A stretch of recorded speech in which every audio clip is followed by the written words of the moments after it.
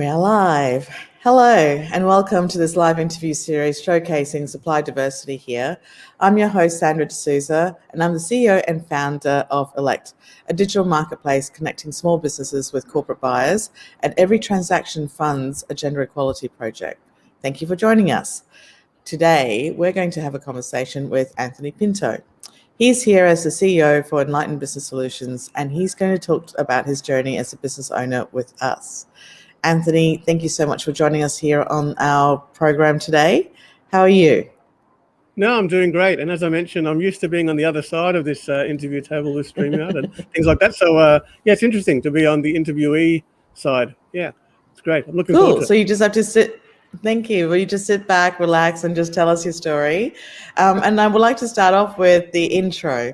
Now, for those who know me, I don't like reading out bios because I think that can be quite kind of like boring. So I would love to hear in your own words, just to give us a little intro of your background.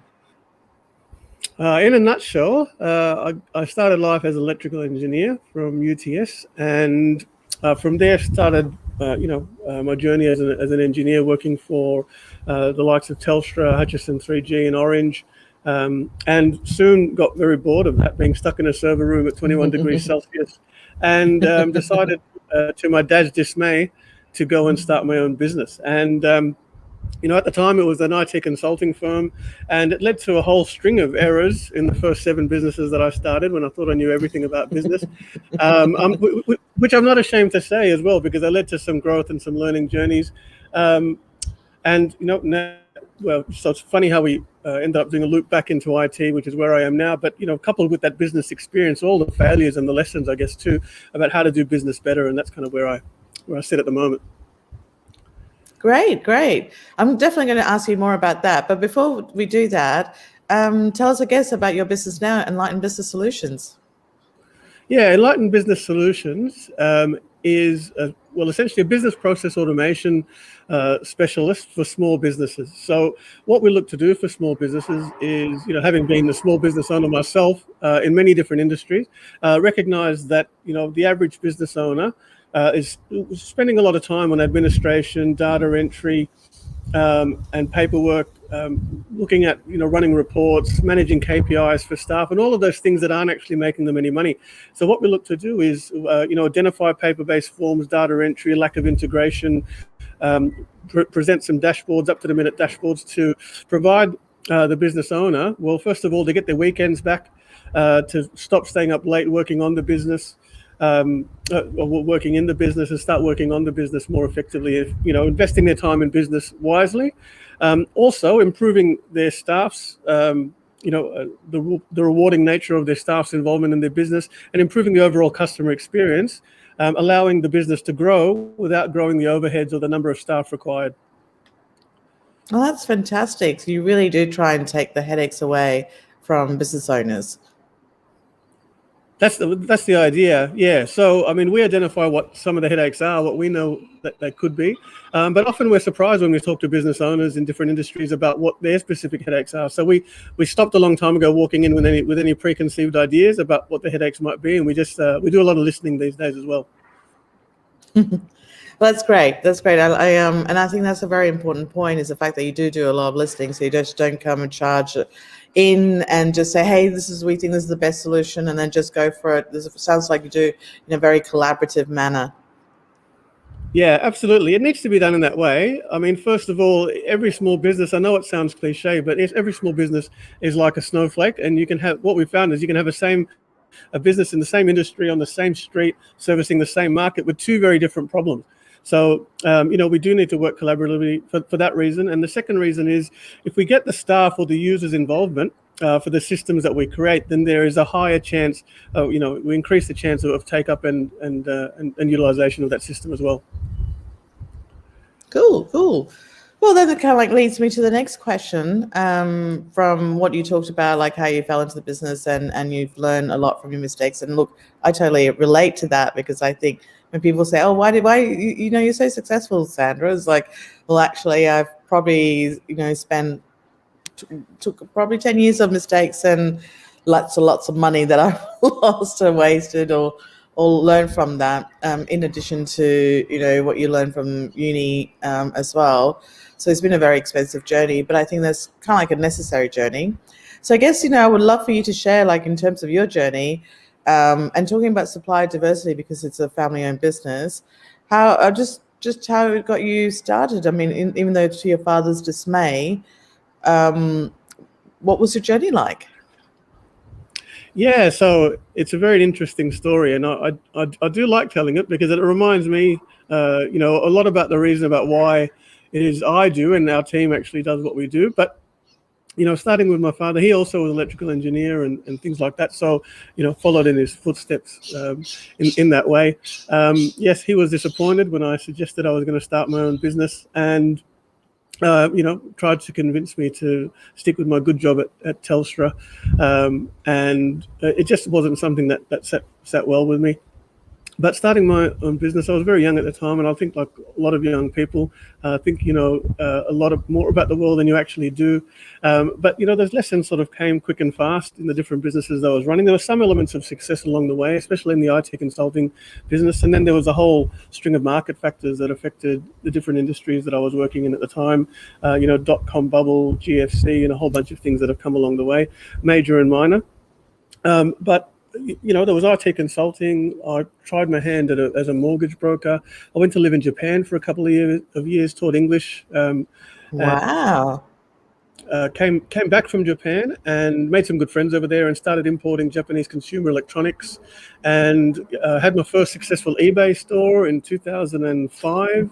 Was one of Australia's first power sellers, actually, on eBay as well. Oh, Fell okay. into Wow. importing Japanese motor vehicles, the imported cars that the young kids hoon around in these days. But we stopped that as well. Yes. And we started importing, we fell into contracts importing the requisite items for the retail stores. And that was awesome imports in 2006. And, we were a fairly, we were a small company. I started from a dining room table, and, I quickly realized that we were up against some family dynasty type companies, where it's the fourth generation of the family running the business now, 150 staff. And we were up against, was quite a big challenge. The only way that I seen that we could compete in that market was to run the business more efficiently than them, to keep our costs low. And business process automation, before that was a term that people were using openly, Yes. is something that I had in my that. head. And so I took it upon myself to invest a lot of my time, as well as some external consultants, because I couldn't do it all myself, to automate the large majority of my business. And there was 10 of us, and we were out competing many larger suppliers. We brought on some large contracts, such as Woolworths. In the first year of working with us, Woolworths reported a $300,000 saving, switching over to us as a supplier.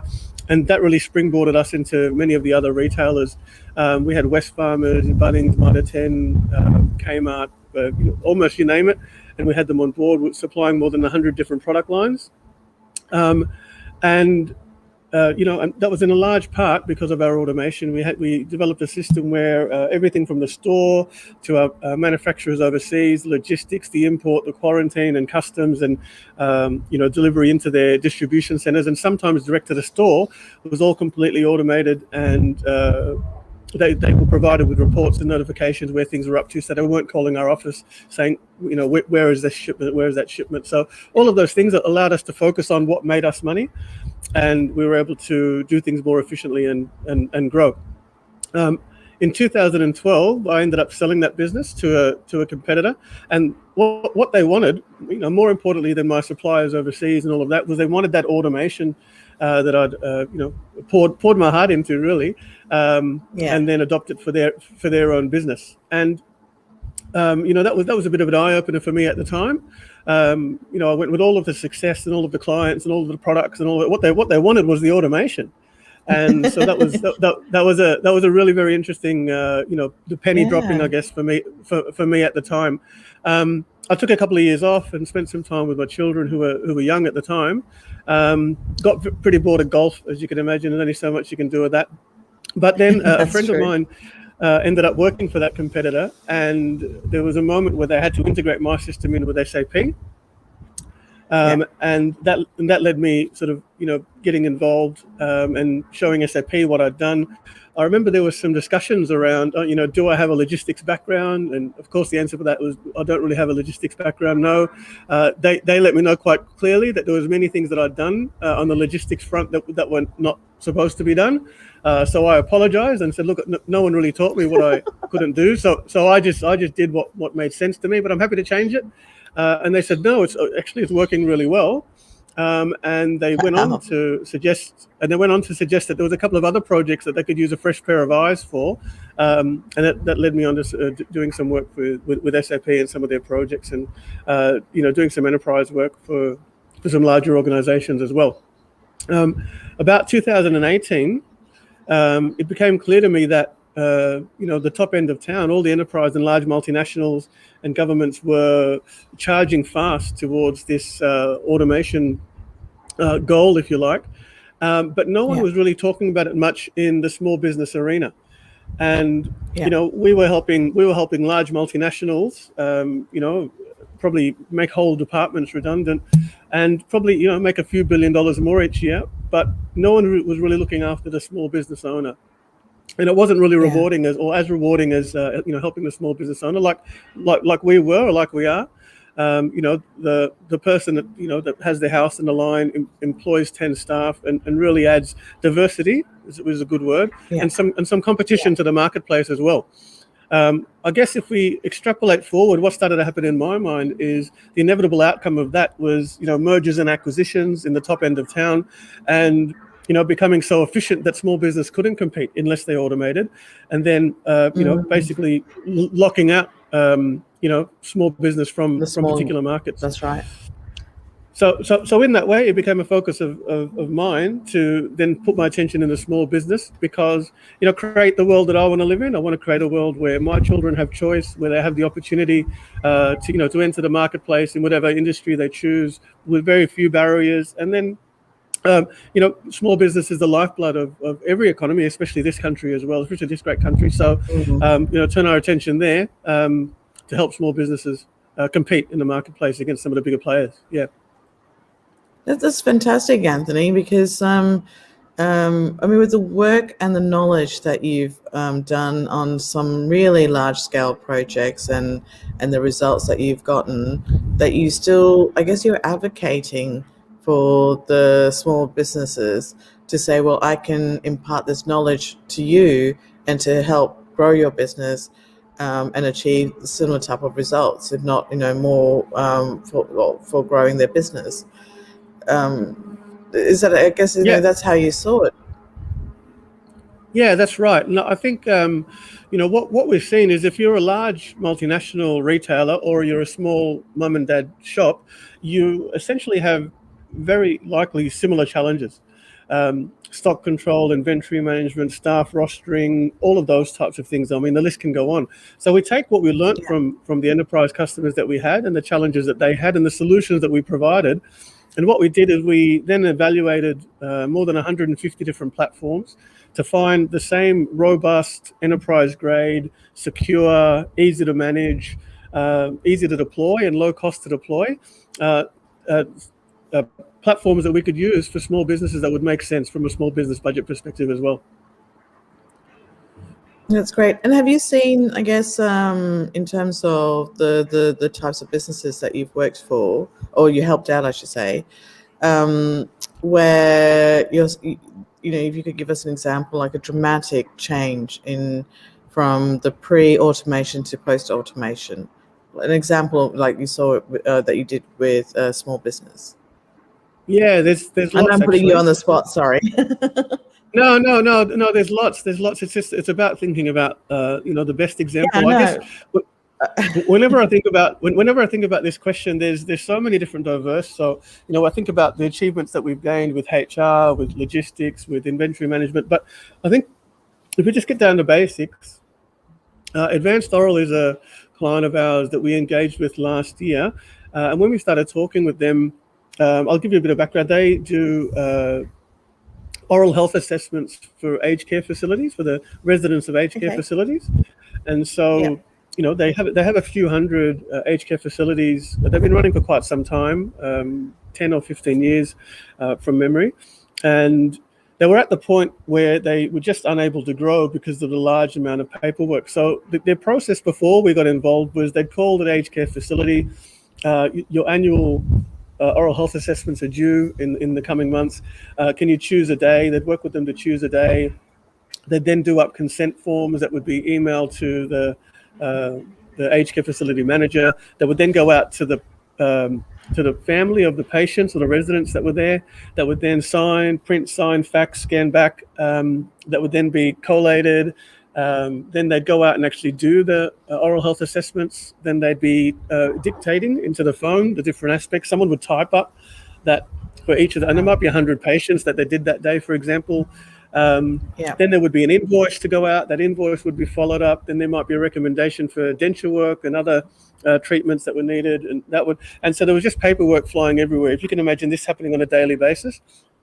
And at the time, they were employing one full-time staff and one part-time staff, so about 60 hours worth of work per week to manage this process.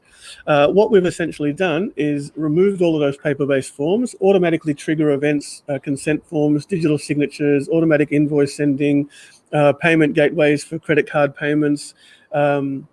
Even the oral health assessments that they're writing now basically check some boxes, automatically mail merged and sent out. And we've been able to reduce that 60-hour work week down to something like 8 hours.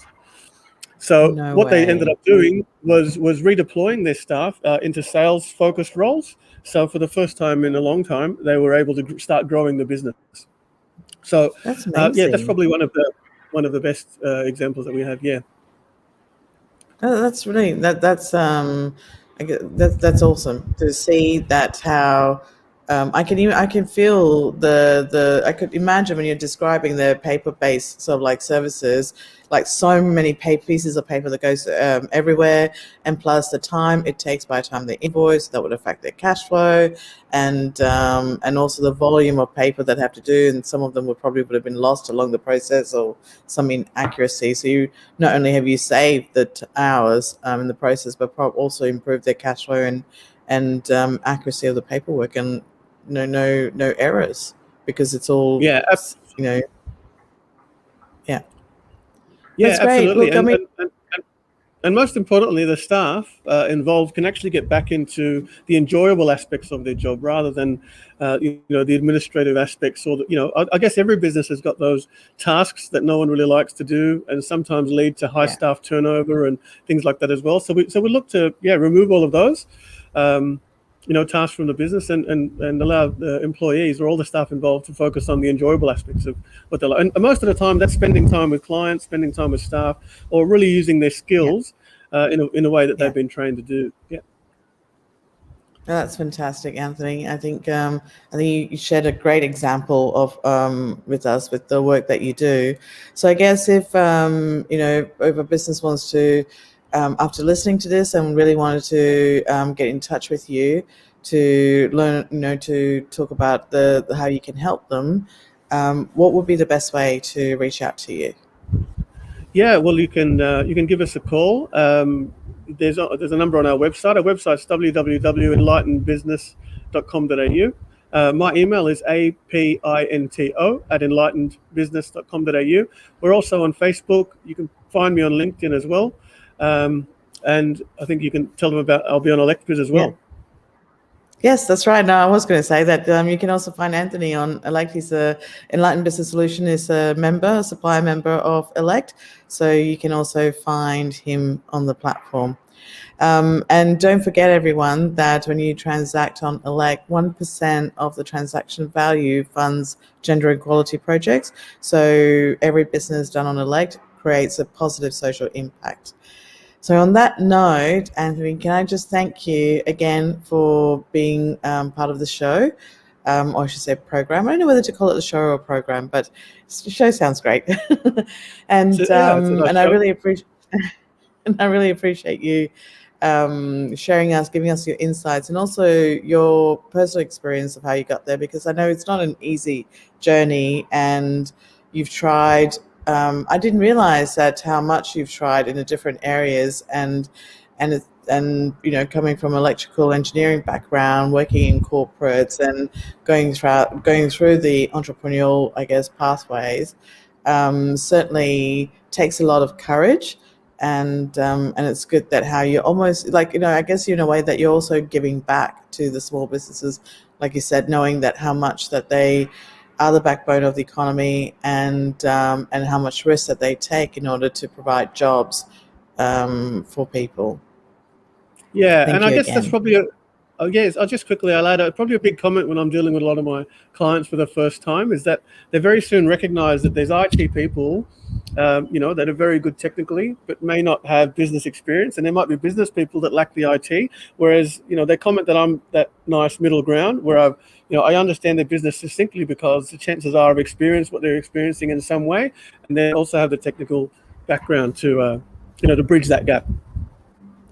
Yeah, which is great. I guess you've got that intersection of skills that brings that both important elements of it into one, so that they, you get the best out of you. But I definitely want to talk to you after this. So That's great. on that note, I guess, thank you again, Anthony, and everyone. This is another Wednesday lunchtime series. So I hope to see you next time. And thanks again, Anthony, for being part of our show. Thank you very much. Great. Thanks for having me. See ya. Bye, everyone.